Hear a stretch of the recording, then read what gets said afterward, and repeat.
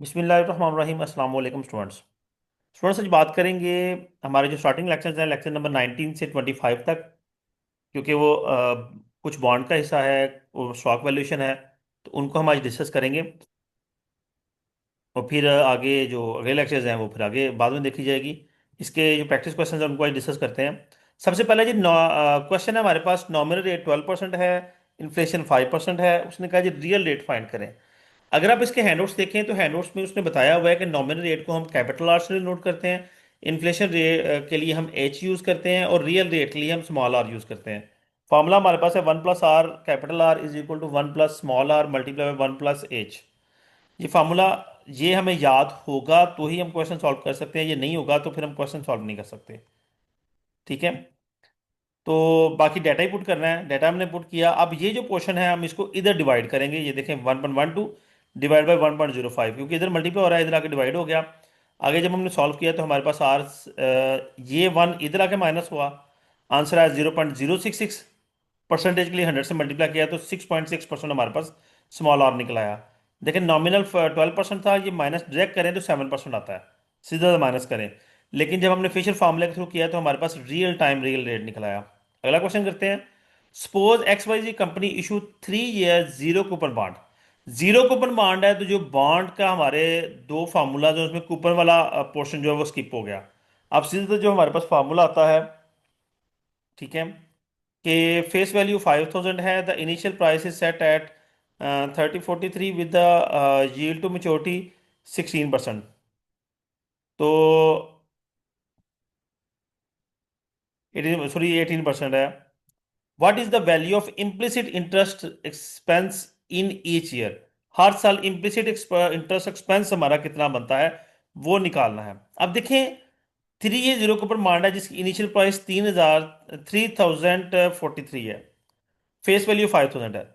अब इसके सॉल्यूशन में हमने बिगिनिंग वैल्यू हमारे पास आ गई है, इम्प्लिसिट इंटरेस्ट रेट गिवन है, तो हम उसकी एंडिंग वैल्यू फाइंड करेंगे। वो अगले साल बिगिनिंग वैल्यू हो जाएगी, फिर हम उसकी एंडिंग वैल्यू फाइंड करेंगे। फिर अगले साल बिगिनिंग हो जाएगी तो देन हम उसकी दोबारा से एंडिंग वैल्यू निकालेंगे, ताकि हमारा वो इंटरेस्ट कैलकुलेट हो जाए 3 साल में। अब यहाँ पे सवाल ये पैदा होता है कि ये इंटरेस्ट निकला कैसे। सिंपल, हमने क्या किया, हमने 3043 को का 18% लिया, वो 548 आ गया। इन दोनों को जमा किया तो 3591 आ गया। ठीक है, सिंपल हुआ है, कोई टेक्निकलिटी इसमें नहीं है। इसका 18% कैलकुलेट करेंगे, वो हमारे पास 548 आ गया। जमा किया 3591 हो गया। अब इसका 18% लेंगे 640 आ गया, इसमें जमा किया तो 4237 आ गया। इसका 18% लेंगे 763 आ गया, जमा किया तो 5000 हमारे पास पूरा हो गया। यही इसमें हमें बनाना था कि 3000 को 3 साल बाद 5000 पे हमने कन्वर्ट करना है, दैट्स इट, सिंपल। ये बेसिकली अमोर्टाइजेशन टेबल कहलाता है इन शॉर्ट।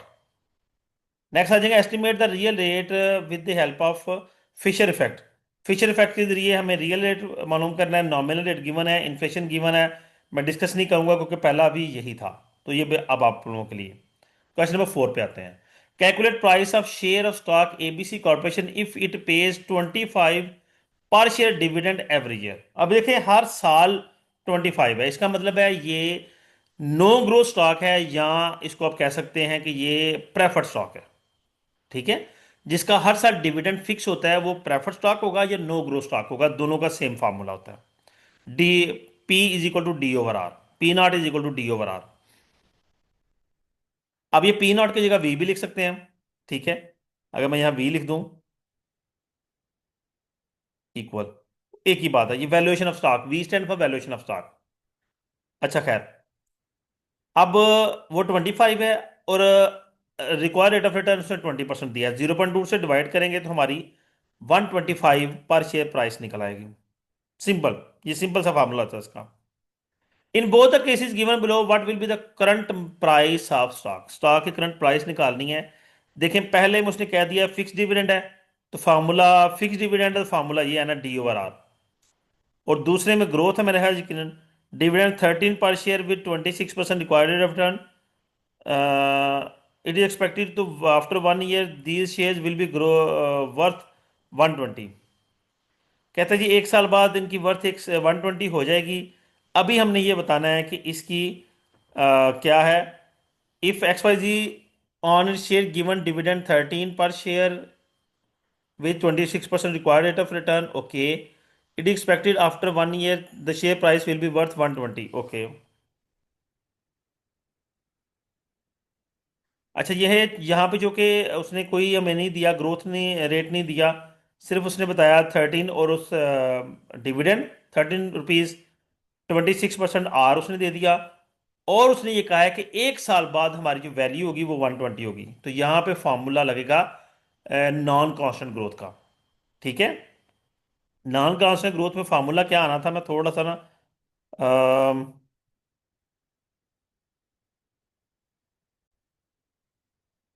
जी हम बात कर रहे थे नॉन कांस्टेंट ग्रोथ की।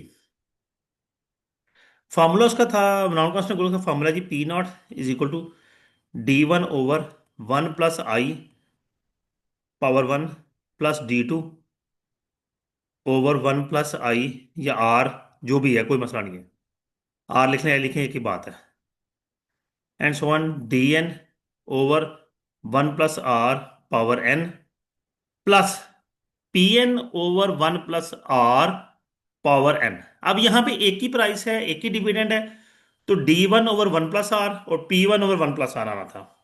तो जो कि बटा सेम था तो उसने समझ लिया कि एलसीएम करके तो इकट्ठा लिख लिया है। बेसिकली ये है, इसका कोई नया फार्मूला नहीं है ये। सॉल्व करेंगे, प्रोसीड करेंगे। क्वेश्चन नंबर 6 पे आते हैं। Sports Ali corporation has a policy to pay 70 rupees dividend per share each year.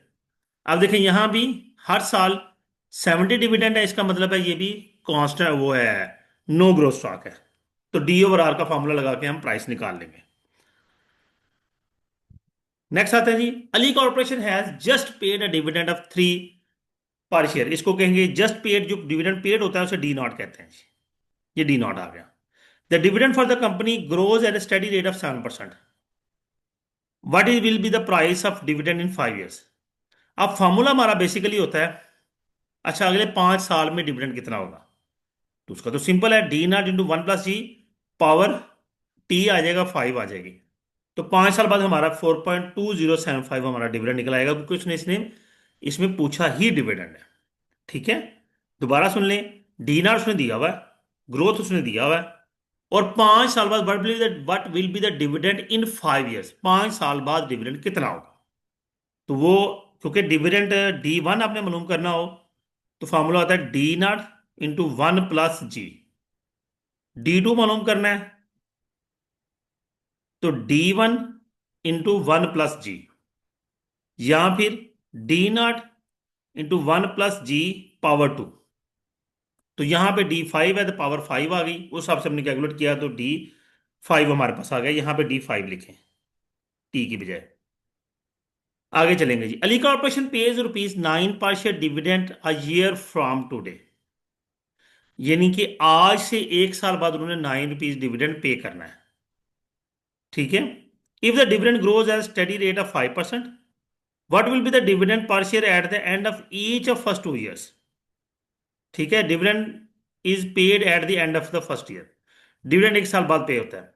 अब देखिए सीधी सी बात है कि उसने कहा है 1 साल बाद देना है। D0 जो भी पे हो चुका हो वो होता है, ये भी पे करना है, तो ये क्या होगा, ये डायरेक्टली D1 होगी। D2 मालूम करना है, वो हमने कर लिया, D1 × 1 + G। फॉर्मूला भी पीछे बता के आया हूं मैं। Suppose that current dividend is 3.5, the discount rate is 11%, and the dividend grows at constant rate of 4%। अब देखिए स्टॉक प्राइस निकालनी है तो ग्रोथ रेट भी गिवन है, तो जो फॉर्मूला हम पीछे पढ़ के आ रहे हैं वो कौन सा था, D/R। अब जो कि इसमें ग्रोथ आ गया तो ये -G आएगा और यहां पे D1 हो जाएगा। ठीक है जी। ये नीचे फॉर्मूला लिखा हुआ है, D0 × 1 + G/R - G। D0 given था, किस तरह जी दोबारा देखते हैं D0 कैसे पता चला। सपोज जो है that the current dividend is 3.5, जो मौजूदा डिविडेंड है वो 3.5 है। मौजूदा डिविडेंड का मतलब क्या हुआ, ये डिविडेंड पे हो चुका है। जो करंट डिविडेंड लिखा जाए या पेड डिविडेंड लिखा जाए या ऑलरेडी पेड है या इतना पे कर चुके हैं तो वो D0 होता है। उसके बाद D1 हमें कैलकुलेट करना पड़ता है, तो वो हम फार्मूले के थ्रू कैलकुलेट कर लेते हैं। बाकी वैल्यूज ही पुट करनी है, कैलकुलेशंस इतना तो कम से कम आप कर ही सकते हैं। In case of current dividend is 3.2 and discount rate is 11% and the growth rate is 4%, calculate the dividend and stock price in 5 years. 5 साल बाद हमें डिविडेंड और स्टॉक प्राइस निकालनी है। ठीक है, तो डिविडेंड तो 5 साल बाद आ गया, D0 × 1 + G⁻5 आएगा, तो 3.893 आ गया। अगर अब देखें, ये तो है D5, 3.893। हम जब P0 निकालते हैं तो हम लेते हैं D1/R - G। अब P5 लेना है तो अल्टीमेटली D6 आएगा। अगले साल का डिविडेंड होना है, तो जब P5 है तो D6 आएगा, D5 नहीं आएगा। तो देखें, D5 तो हमने निकाल लिया, P5 के लिए हमने D6 लिया ओवर R - G, यानी कि 1 + G करेंगे तो ये D6 आ जाएगा 4.0487। 11 पे आते हैं। If a firms common stock currently page an annual dividend currently पे, ये पे चुका है, यानी कि ये D0 है। While the required rate of return of the common stock is 11%, estimate the value of common stock। अब R हमारे पास 11% हो गया, D0 भी गिवन है। अगला क्वेश्चन है, dividend expected to growth annual rate of 0% to infinity, यानी कि कोई ग्रोथ नहीं आया तो D1 या D/R हो जाएगा सीधा सीधा। अब उसने के यहां पे यूज कर लिया तो कोई फर्क नहीं पड़ता, आप D/R लिख लें, के लिख लें, आई लिख लें, डजेंट मैटर। इसमें कंफ्यूज नहीं होना कि हाँ के आ गया तो के क्या स्पेशल है, कुछ भी नहीं है, वही है। आप आर से डिनोट कर लें, आई से डिनोट कर लें, के से डिनोट कर लें, कोई इशू नहीं है। फिर डिविडेंड का ग्रोथ रेट है 6% टू इन्फिनिटी कांस्टेंट। तो ऊपर वाले के लिए ना जीरो को ग्रोथ और नीचे वाले कांस्टेंट ग्रोथ का फार्मूला हम लगाएंगे। कांस्टेंट का फार्मूला फिर वही मैं दोबारा एक दफा लिख दूं, P0 = D1/R - G, और D1 का फार्मूला है जी D0 × 1 + G। तो देखिए जी, D1 2.1 था एज इट इज, ये पर खैर D1 नहीं है, यहां पे फार्मूला D/R, सीधा सीधा 2.1/0.11 डिवाइड किया तो 19.09 हमारा आ गया, किसका, ए पार्ट का। बी पार्ट के लिए कांस्टेंट ग्रोथ है 6%, P0 D9 × 1 + G, ये 2.1 को 1.06 से मल्टीप्लाई करेंगे तो 2.226 आ जाएगा।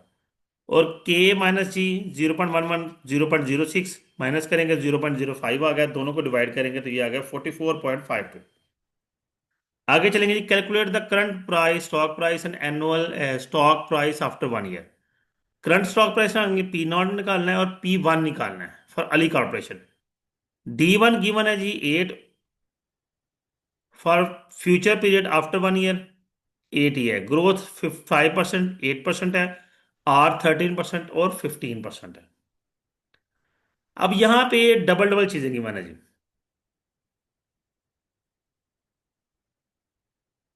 सोल्यूशन पे आते हैं। सबसे पहले करंट स्टॉक प्राइस निकालेंगे P0, तो D1/R - G आएगा। D1 के लिए अब देखें, उसने कहा जी अभी भी 8 है, 1 साल बाद 8 रहेगा, उसके बाद आगे बढ़ सकता है, तो हम 8 पे ही डायरेक्टली डिवाइड करेंगे, तो ये हमारे पास आ गया 100 स्टॉक प्राइस। 1 साल बाद हम 8 का 1 + 0 8 करेंगे, ठीक है, तो वो हमने कैलकुलेट कर लिया। अब यहां पे ये जी काम नहीं आएगा, क्योंकि हमने, ये हमारा D0 था, ये D1 था, तो D1 से आगे D2 लेना है P1 के लिए।